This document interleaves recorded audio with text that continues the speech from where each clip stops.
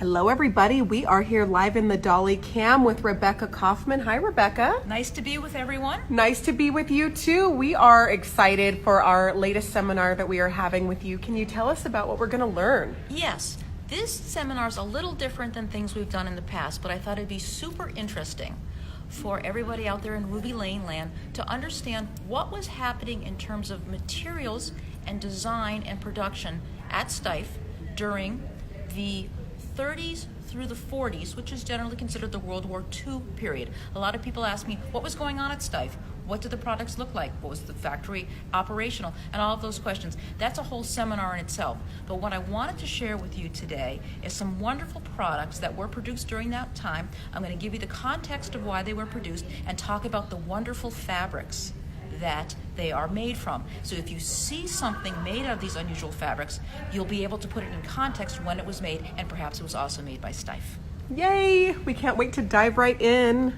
So I have just a series of products here that are very representative of this time, and I thought I would just walk you through the stories of each and why they are important in terms of the Steiff timeline and what you need to know about these items if you happen to see one on Ruby Lane or somewhere else and want to add it to your collection. Perfect. All right. So I'm going to start with these two, and I know we're trying to figure out what do they have in common, and what they have in common is a date, the very early 1930s. In the very early 30s, things started to get really bad in Germany, which was leading up to the World War II. And Steiff went in two product development directions. Is really low end, and I don't mean that negatively, I just mean an economical small product.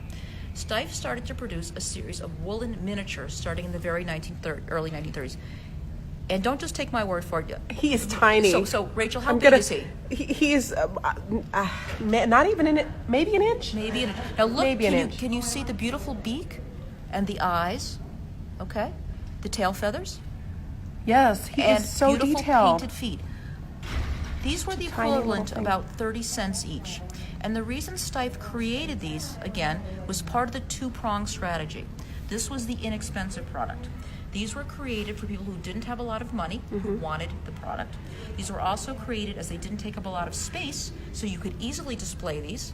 And so the people at the time, the German people, loved to put up vignettes for Christmas and Easter, and these were perfect for decorating a Lazy Susan or a fireplace mantle or whatever.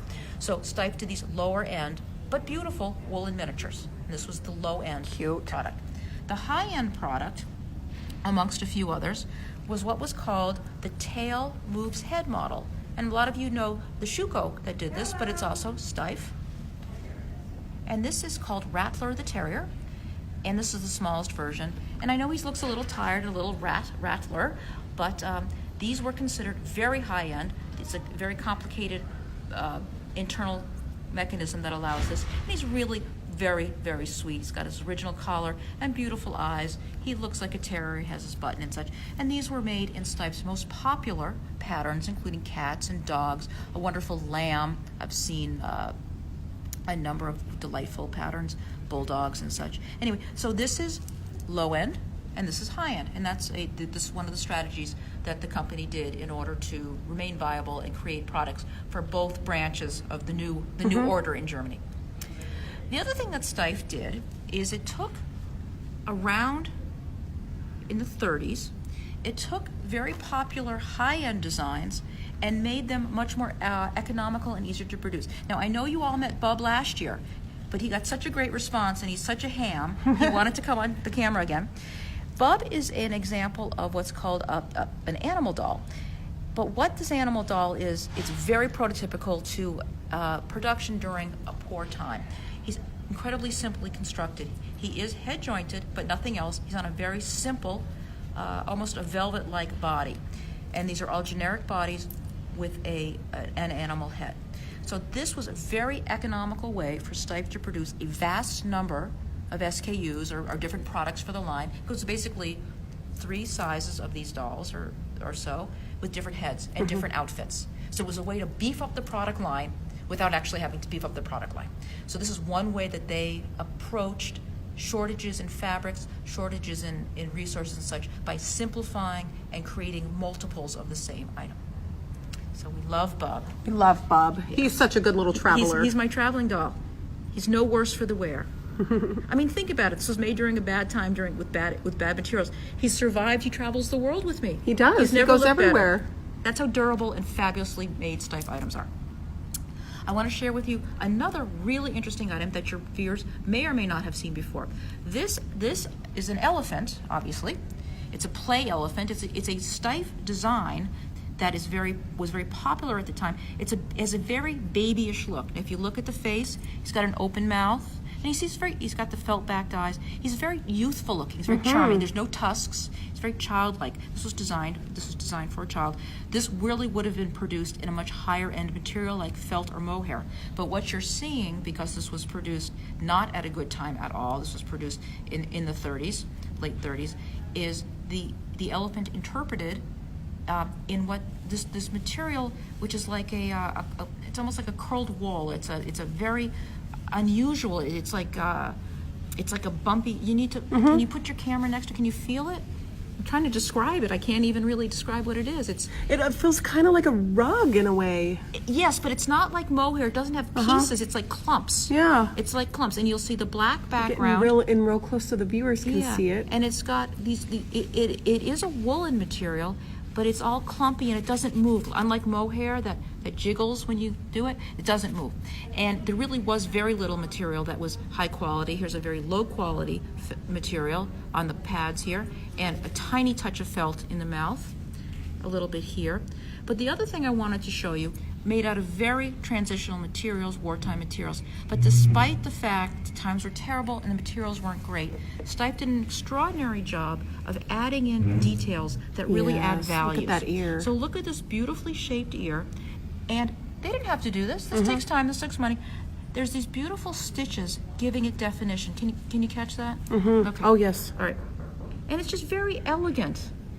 So if you turn it over, were all the ears like that?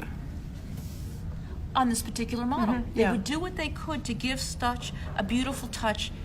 You know, I call it making lemonade out of lemons. Right. There really wasn't a lot to work It was with. something that they could do. Right. And I think one of the... And there's shading on the ears. Yep. And I think, and you see a little bit of mohair. And I think one of the things that Steiff has always excelled at, and we've seen this at every era, is that even if there's not great materials, Steiff always had great labor. So there's not a lot of materials here.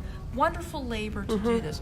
When Steiff reopened for business after World War II, one of their first products was a silk plush fish, which was basically a tube made out of silk plush. It was nothing, but it was so beautifully hand airbrushed.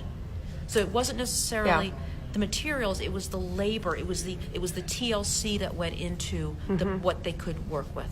So that's a really nice example of making lemons out of lemonade, doing the best they could with resources, and using labor effectively. And this is actually a really sweet piece. He is so sweet. He's very sweet. Very cute. Okay. So next thing I want to tell you about a wartime era production. So 1938 was the year of the Panda. And this is when pandas debuted at a number of zoos across the U.S. and the world, including London and St. Louis. So Steiff immediately said, we need to put a panda in the line. So 1938 was the first year they put panda in the line. So what you see here is this beautiful panda. And there's a couple of really interesting things about this panda. First of all, viewers who are familiar with Steiff's teddy baby design will notice this has a lot of very similar characteristics. It has the curved, down-turned paws. It has flat feet, lined in cardboard, designed for standing, and a very youthful face. So this is an example of Steiff repurposing a beloved design to something that makes sense. The other thing that's fabulous about this bear is that its paws, and you'll see this very frequently, its paw pads are made not from the traditional felt, but made from linen. And you can see the difference. Oh, that is a big difference. It's a big difference. Absolutely. What's so interesting is this is beautiful, high quality. It's almost strange. Beautiful, high quality, lush, long mohair. And then linen pads. Right. It's like it's like wearing flip-flops with a prom dress, which is totally fine most of the time. But it's just it just doesn't go. It doesn't go, which just makes it even more enchanting and more delightful and wonderful to talk about. So this is a great panda. He's from 1938. Very sweet face. This is the pre-war design, and I just love it. I believe he has his little button He does. He's a short trailing F button, which was exactly the button that he would have. He's just wonderful, and the article that you wrote for us on pandas is on the Ruby Lane blog right now, and it's just, it has so much information. I had no idea about all the different panda things out there. Well, here he is in the flesh. He is great. He's beautiful. Now I want to talk to you about materials. We talked a little about transitional materials, but these two bears, let's show them together and then we'll talk about them separately, because they're the same pattern. I believe they're even the same size. Yes.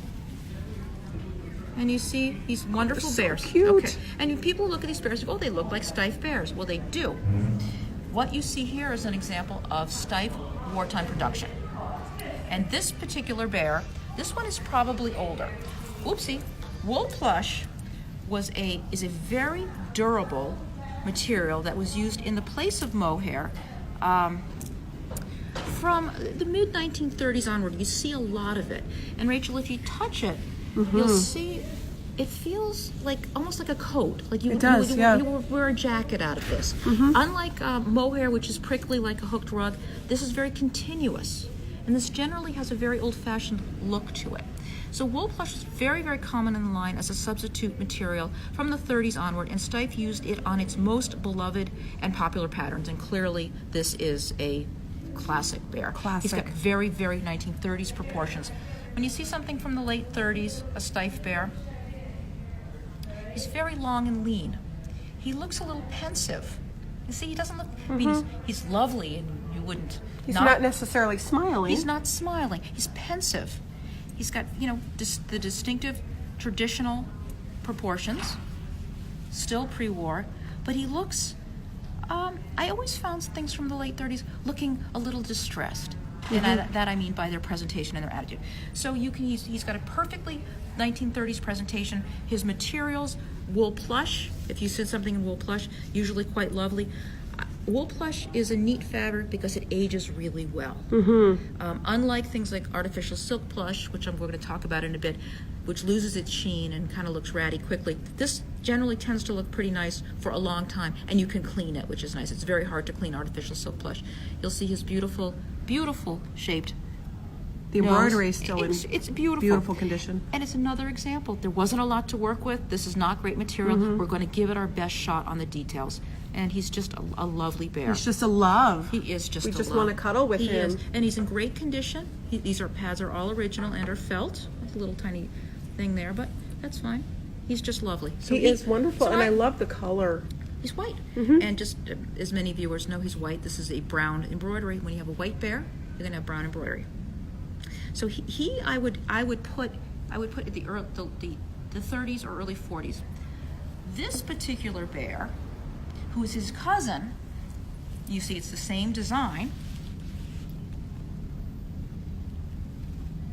Okay. They are similar. They are the same design, same but they pattern. still, you can tell they're much different. Well, well, again, they're made by hand. So if I gave you a banana bread recipe and me a banana bread recipe, they're going to look different. They're going to look different. They're going to taste different, even though we started with the same recipe. That's what's going on here. But in essence, it is the same bear. Excellent observation. This particular, the brown one, it's my best guess, having done a lot of research on him and comps, is that he was made just before the war, and I think this one was made just after the war. I do think this is about 1948. Okay. I think. Look how long his arms are. And it's still the same pre-war design, but the artificial silk plush was a material that you are going to see around that period. You're also going to see it pre-war, but for the most part, the silk teddies, you don't see the silk teddies pre-war, you see them post-war. He's got linen paws, which is another transitional material, because they just did not have felt, and they just did not have mohair. So they used the artificial silk plush.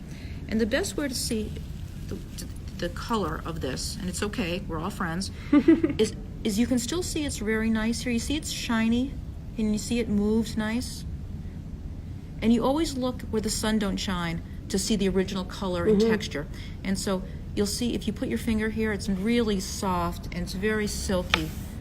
You see the difference? And it tends to wear out really, and the reason I'm showing you the contrast. Right, artificial where he was silk, loved, it wears out quickly, and this is what you're going to see for the most part. But this is how he started out. And he's a lovely color and a lovely design. It's fun to imagine him in his full glory by seeing his underside Oh, he's just a very handsome little guy. He is, and I love him dearly. And he's from the Kathy Steffes collection, for those viewers out here who know who she is, and many of my Steiff friends will know who she is. Thank you for bringing these wonderful items for us. We have one last discovery. I think I said it's either the best or the worst for last. I'm not sure. It's certainly the one I love this. that has no cataloging whatsoever. So back in the turn of last century, it should be no surprise that Steiff never wasted a drop of fabric. Good for them. This started back in the late 1800s when Margareta Steiff picked up scraps of felt off the floor in order to create her first Steiff elephant out of a pattern, out of a woman's magazine. So it is in the company's tradition from its very beginning not to waste a scrap of fabric. The very early 1900s, they created something called a Mosaic Ball. And these traditionally were made in mohair in very primary colors. And I'm sure some of or most of the viewers who are familiar with Steiff know this comes in, the patches usually are white, red, black, green, and yellow, and blue mohair. And it's a very simple design, and it's just repeated several times. This is an example of a Steiff Mosaic Ball, and they are designed for play. This was made sometime during, I'm guessing 1935 to early 1940s. This is a Mosaic Ball made out of leftover fabrics from Wartime Production. And here, Rachel, you can see The different textures. Here's a little artificial silk plush. I have no idea what this material is or what this went on, but it almost feels like a synthetic. I don't really know what that is. A touch of mohair here and there, but this is my favorite. And this is an example of a very low quality material that's been airbrushed extensively. Again, coming back to the fact we will use our labor instead of materials to make something very special. I do not know what this fabric was designed for, but what I do know is that when put together, it's just a remarkable It is so fun. It's a handful of history. It is a handful of history, and I don't like wasting anything, so I totally appreciate what they did. I bought this at auction, and I was just delighted. It's so unusual. It doesn't have a Steiff button. My gut feeling is that it's what's called a whimsy, and that would be something that was made by a worker just to see, not to waste any fabric, or it was an end of day item. I have 10 minutes before I go home from work. Let me put this together. My gut feeling is that it was a whimsy or an end of day, and it comes from a former Steiff worker's home in Germany as part of the auction. So that's how this came out.